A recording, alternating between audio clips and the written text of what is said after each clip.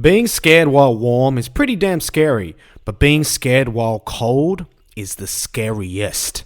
At least that is what the title of this game suggests. Cold Fear is a survival horror third-person shooter developed by Darkworks and released in 2005. The developer previously worked on Alone in the Dark: A New Nightmare in 2001, and in the future they worked on I Am Alive in 2012. They developed other titles as well, but this video is long enough and I am very tired. Cold Fear was the first horror game Ubisoft ever published and was released way before the Ubisoft formula would come into play and make every one of their games feel and play like a video game manifestation of a child born from incest. When I first heard about Cold Fear, people would always compare it to one of the greatest games of all time, Resident Evil 4. Not in the sense that they were in any way close to the same level of quality, but because Cold Fear plays like a Resident Evil clone, except replace a village filled with angry Spanish people with Russian zombies and yeah, you've got Cold Fear. And when I played Cold Fear, I understood that comparison. But to dismiss this game as a Resident Evil 4 clone does a disservice to the title. Firstly, Cold Fear was only released 2 months after Resident Evil 4, and unless Darkworks played through the entirety of that game and made changes to Cold Fear in just over 60 days to make sure they were similar, I don't think it's accurate to say that Cold Fear ripped off the gameplay style of Resident Evil 4. Secondly, Cold Fear introduces some very unique mechanics that Resident Evil 4 did not have, and also makes improvements over the control scheme of Resident Evil 4. I'm going to say Resident Evil 4 a lot, just bear with me. Though these games kind of play in the same way and were released close to one another, I do not think it's fair to say that Cold Fear is a clone of Resident Evil 4. Instead, I believe it is an interesting interpretation of the gameplay mechanics and focus on action horror that Resident Evil 4 popularized. And I believe people dismiss this game because of the comparison. And that's a shame because Cold Fear is an extremely enjoyable title that, even though it isn't perfectly executed, it offers a somewhat unique experience that I had a great time with. So let me get into my review of Cold Fear, even though you guys already know how I feel about it. So spoiler alert! So let's get on with the story. Cold Fear begins with a team of Navy SEALs being deployed on a Russian whaling ship, the Eastern Spirit. This team of highly trained gun-shooting dudes don't last very long as they are brutally murdered by some unknown enemy. Something's out there. Since that was the only Navy SEALs team in the entire world, a CIA special agent who was supervising the mission orders any other government vessel near the Eastern Spirit to hop on board and investigate. In comes US Coast Guard Tom Hansen, the most badass and wisecracking Coast Guard on the entire ocean. Him and his crew board the ship only for everyone else to get killed. So it is up to Coast Guard Tom to do what a team of highly trained soldiers couldn't do: kill whatever is on board and investigate the situation. He soon learns about a creature known as an exocell, which was accidentally discovered by the crew of a Russian oil rig. Since this is a horror game, the creatures don't politely knock on your door and ask you if you heard of their Lord and Savior Jesus Christ while covering up child sex crimes, but instead have the ability to reanimate corpses and create horrifying monsters from the ocean that just really enjoy killing. Throughout the plot of the game, he meets some Russians, a woman whose father had something to do with all the murder and killing on the ship. All the while, he receives orders from the CIA special agent. Even though all of this is happening and it seems like a pretty tense and serious situation, Tom is a smartass who seems to be having way too much fun considering the situation he's in. Though the overall plot of Cold Fear is pretty simple, it does what it needs to do to motivate the player to go from one place to another. Nothing overly amazing, but it does the job. Where Cold Fear had me really enjoying the story was Tom's interactions with the other characters. Everyone else in the game is super concerned about all these monsters and zombies on this boat, and rightfully so. There are monsters from the deep that reanimate corpses and create more monsters. But Tom is just so chill and acts like a smartass most of the time. My name is Tom Hansen. I'm a friend. Why should I believe you? Because I'm here and you're not dead. Ha, funny. Even though I said I don't really think it's fair to compare Cold Fear to Resident Evil 4, here I go. He really reminds me of Leon Kennedy in Resident Evil 4, but not as over the top. Tom just seems to know he's in a fucked up situation and everyone else is scared, but he is just having such a fun time shooting monsters indiscriminately that he can't help but say a few wisecracks at the other characters' expense. Also, we need more games set on boats. Fuck all this haunted house nonsense. Give me some rickety, rusty ships surrounded by water and full of nightmares. Give me the SS Shit My Pants, the Titanic of Horror, the Queen's Scary, I'm really proud of that one. Give me the 2002 film Ghost Ship starring Gabriel Byrne, Carl Urban, and this Owen Wilson looking motherfucker, and amazing scenes such as this.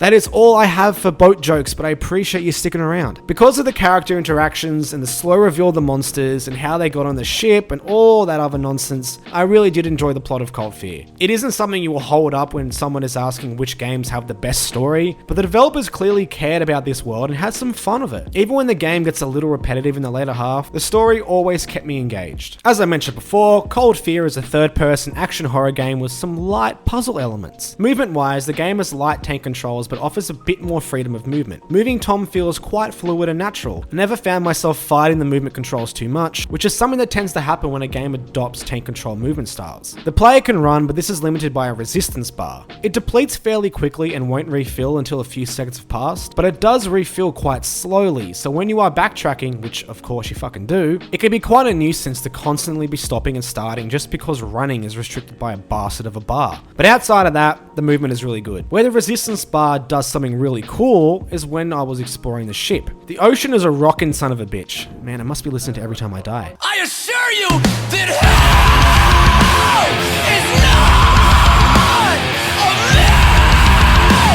We both vacation there. And that results in the ship moving back and forth. Tom can lose his footing at any moment, and this gets worse when the resistance bar is depleted. When that happens, you could slide around the ship and hit the terrain or fall off. It is really cool and means I had to be super careful when I was exploring the outside of the ship. But this interesting mechanic is barely used. It is reserved solely for when the player is exploring the outside of the ship, and most of the first half of the game is spent inside of the ship. The second area, a large tanker thing that I mentioned before, has some sections outside, but they mostly have railings, so I was never worried about falling off because, well, I couldn't. So it was a mechanic that was introduced which could have had a more lasting effect than just a neat thing you experience for a small portion at the beginning of the game. But honestly, the fact that it's there and the fact that it did what it wanted to do pretty damn well impressed me. I liked these parts in the game. I liked the fact that I had to be really careful while I was exploring the ship, and yeah, good on you, Cold Fear. But when you are moving around the lovely boat in Cold Fear, you will have two different perspectives, a fixed camera and an over-the-shoulder camera. Variety is the spice of life. The game transitions between these two camera angles throughout the title, and it isn't too jarring when it does so. The fixed camera angles are rarely used in a way to justify them or do something interesting. I think why fixed cameras are in this game, besides the obvious horror homage stuff, is because the game was set on a ship with tight corridors, and it was an easy way to make sure the player wasn't fighting the camera. But the implementation is inoffensive. I just feel like over-analyzing stupid things, that's why I made a whole fucking channel dedicated to it. The third-person camera is used the rest of the time, and it works really well. Cold Fear also has segments that will be in large areas with lots of monsters, and I could not fathom playing this with a fixed camera, so I'm glad the third-person camera is there. But thankfully, if there is an enemy in a location shown from a fixed camera, you can snap to an over-the-shoulder perspective to do some shooty bang bang. I think the use of both camera angles was used pretty well in Cold Fear. It does not capture the same tension or atmosphere like in Silent Hill, for example, but the developers knew what they were doing and it worked. I just wish more was done to create a sense of atmosphere or dread. Now we get on to the meat and potatoes of the game, that being the weapons and the combat. You get a pretty small variety of weapons in Cold Fear. The player starts off with a pistol and eventually gets their hands on a shotgun, assault rifle, a spear gun that stops enemies and is pretty useless besides that, a grenade launcher, submachine gun, and a flamethrower. Though you don't get access to a wide variety of guns, I did find myself using all of them throughout the game. Well, except the grenade launcher.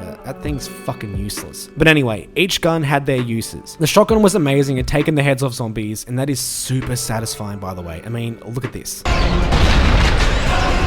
The assault rifle was good at crowd control, and the flamethrower is amazing at killing these little octopus things. But what really encouraged using all the different guns was each weapon had an ammo limit. There is no inventory management in this game. Ammo is quite abundant in Cold Fear because you can loot it off enemies, though what ammo you receive is pretty random. And that randomness, in conjunction with the maximum ammo count, is Cold Fear's way of restricting supplies. At no point was I running around with loads of bullets or health items because I couldn't stockpile ammunition or supplies. I had a limit to what I could carry, so I had to make sure every shot count. It was a really good way of keeping the player stocked up because Cold Fear is more action focused, but still keeping to the sensibilities of survival horror and forcing the player to be wary of their supplies. The same went for health. Besides the occasional health station, you had to rely on getting them from enemies, which added more tension because you never knew when you would get your next health pickup. I think Cold Fear did a really good job of implementing this in its own unique way that stayed true to the roots of survival horror. Speaking of the survival horror though, this game isn't very scary. It has got some some tense moments here and there, but overall it's very much more action focused than it is horror focused. I was hoping maybe to get some more spooky elements in Cold Fear, considering the fact that it is set on a boat, and I think that is one of the best places to set a horror game or a horror movie or whatever, but it doesn't really do anything with it in terms of trying to scare the player. But the actual atmosphere of Cold Fear does more than enough to make the player, at least myself, feel uneasy. Like, I was never scared, but I was always tense, and I think that is good enough. Now we're on to the combat. One aspect of the combat I really enjoyed was something that Resident Evil 4 was lacking, and that is Tom's ability to move and shoot at the same time. This is truly the next generation of gaming. It is really cool to see that Cold Fear was already making some improvements over Resident Evil 4. The moving while shooting feels really good, but the only problem I have with it is its moving controls are quite slow. Like, I cannot emphasize how sluggish these controls are. Aiming feels like a dial-up internet with bad connection. This would be fine if the enemies were like those in Resident Evil 4, since they move quite slow and Leon couldn't move while aiming, so it was perfectly balanced. The enemies in Cold Fear move quite fast, move around on the ground or on the ceiling, and some are quite big, and you have to shoot them in specific places while others are tiny. What this results in is you trying to keep up with these fast moving enemies that constantly jump around, but you can't shoot them because your aiming speed is too slow. You just get hit because you cannot physically keep up with the game. Where the issues tend to be a bit more annoying is the fact that most guns don't have an aiming reticule or laser sight. That means where exactly your bullets are going is anyone's guess. In some cases, it felt a bit more efficient to send my bullets by mail because at least they might have a chance of actually getting where I want them to go. So you have to contest with agile enemies, slow aiming speed, and no aiming reticule. Even though I just complained about it all, it wasn't that really big of a deal. This isn't really a problem in the levels that are tight corridors or small rooms, which is the majority of Cold Fear, but these problems really pop up when you are forced to fight enemies in larger areas or numerous enemies at once, and these problems popped up enough that I had to mention it. I didn't find it too much of a hassle, and it didn't take away from my enjoyment of Cold Fear, and for how mobile the enemies can be, they aren't too difficult or do too much damage, so it wasn't like I was screwed over by this. I just wish the movement speed for the aiming was improved and there was actually a reticule on the screen. Though the combat tends to be a bit janky and the movement speed and the aiming speed is a little bit slow, I honestly felt pretty engaged by it. When the enemies ran at you, you had this sense of like, oh fuck, I need to shoot them now, and it got a bit frantic sometimes. And also, because they move around a lot, and though I did complain about that, it does add to the tension as well. Like, having to constantly try and keep pace with these enemies was pretty damn cool, and it made each encounter a bit unpredictable. I never knew how they were going to move or exactly when they were going to come at me or with what, and yeah, it kept me on edge. It doesn't do anything crazy unique with the combat, but it's solid enough to have a pretty damn good time with it. But now, here is a smooth as fuck transition into the enemies of Cold Fear. You will encounter mostly zombies who either come at you with their fists or with knives. They are controlled by these weird small creatures that look like octopuses or the Thing. These guys are extremely annoying as they are tiny, they move around a lot, and they're one of the only enemies that do a lot of damage to the player. You also encounter Russians. Maybe they'll be friendly if I'm a bit more diplomatic and I play the Russian national anthem. Alright, here we go, let me just tune this in.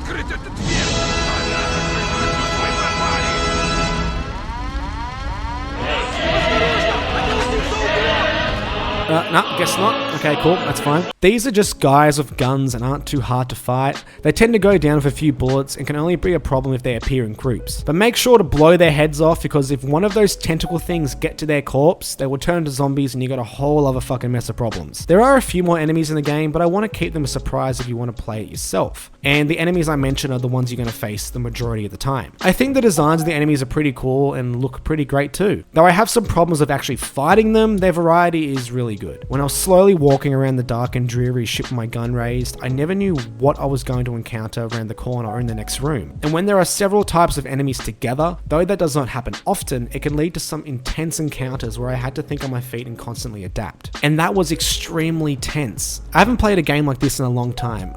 I'm never usually this careful, but I was just taking it slow and steady because I never knew what the fuck I was going to face. Speaking of things you don't face, there isn't really any puzzles in Cold Fear. Just a lot of locked doors that need keycards or codes. And if you've watched my Doom 3 review, you know I fucking love this. I like to have some interesting puzzles that I have to solve instead of find the key. At least give me something interesting to do to actually get that key. Maybe, I don't know, a puzzle. But one problem with the whole locked door and keycard thing in Cold Fear is level design and navigation. You see, this big ship is big, and so is the tanker thing, and they have a lot of hallways and areas that look the same. And all the signage is in Russian unless you aim your reticule so particularly, you won't know where the fuck you are. Also, it has locations the player can only reach if they go through one specific room, which can be really annoying when you have no idea where you're going, and this is the cherry on top of the annoying puzzle sandwich. Sandwiches have cherries on them, sure, why not? You don't have a map. That adds a whole other level of annoyance.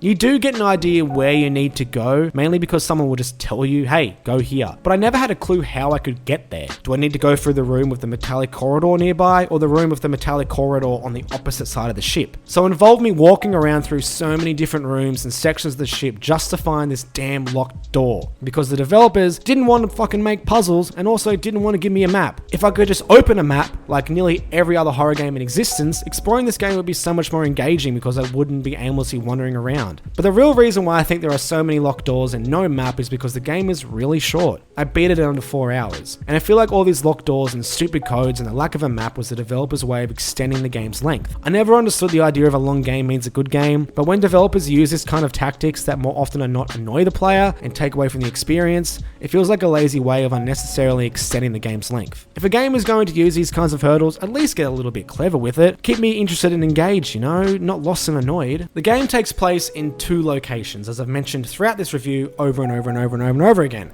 The ship and the large tanker thingy, and they both look amazing and still hold up today. The ship is a really cool place to explore, and as I mentioned previously, I really wish more horror games were set on ships. Environmentally speaking, ships tend to look the same, cramped metallic hallways and some large areas. So that can be a bit repetitive unless the developers get a bit crazy with what takes place within the ship and flips expectations. Think Resident Evil Revelations. But the main reason why I want more games set on ships is the feeling of isolation in the large, unforgiving expanse of the ocean. If some spooky bullshit happens on a boat, the characters don't really have anywhere to go. They kind of have to just either hop in the ocean, which usually is a death sentence. That means they are trapped, and being trapped is fucking terrifying. Setting aside, how does the ship look and feel in Cold Fear? Well, it's pretty damn atmospheric most of the time. The outside of the ship is where the game really shines. The dark sky is complemented by the heavy rain and the wild ocean rocking the ship back and forth. Items on the ship sway with the ocean that can damage you, and the waves crash onto the ship and can knock the player over and make them slide into the ocean. This makes navigating it dangerous in and of itself. It was a really spooky area to explore as well, and the sound design did a great job of complementing the visuals.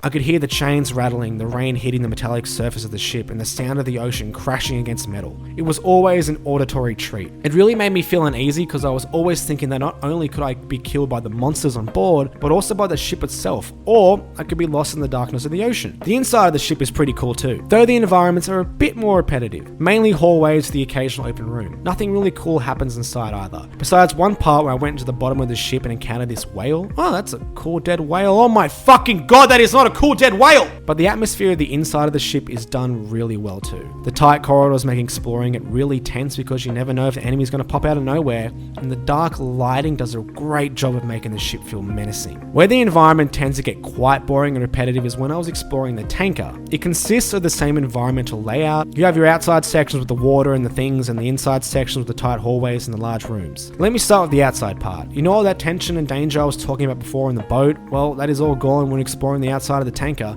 There is no danger, no pieces of the environment that need to be avoided, and the ocean is sectioned off with railings so there is no risk of falling off or being hit by the waves. All the danger is gone. The atmosphere is still kind of there, but without the hazard, it's just not as engaging. The inside of the tanker is the same. Everything you've already experienced on the ship is repeated on the tanker. Nothing really happens, so you're just left to explore the same cramped hallways you are already familiar with without any variation. This was kind of disappointing because I loved the ship. I wish the whole game took place on it and developers just got more creative with the environment. So to make it super basic, ship good, tanker bad, got it good. But overall, I honestly think Cold Fear was a fucking pleasant surprise. I went in this game with the expectation of playing a pretty terrible horror game, but what I got was a title that had an atmospheric setting, silly story, wisecracking characters, and some some unique design ideas. Though the combat is pretty clunky and doesn't accommodate for the enemy speed, and the puzzles are basically non-existent and locked doors destroy the game's pacing for the sake of extending its length, those elements were not enough to make me hate it. In fact, I really liked it. It isn't an amazing title, but it knows what it is and what it wants to do, and Cold Fear mostly achieves that. If you haven't played it, I honestly would recommend checking it out. You won't be blown away, but you will have a damn solid time, and in under 4 hours, it's not like a massive time investment. Cold Fear, as solid as a shit from someone with healthy bowels.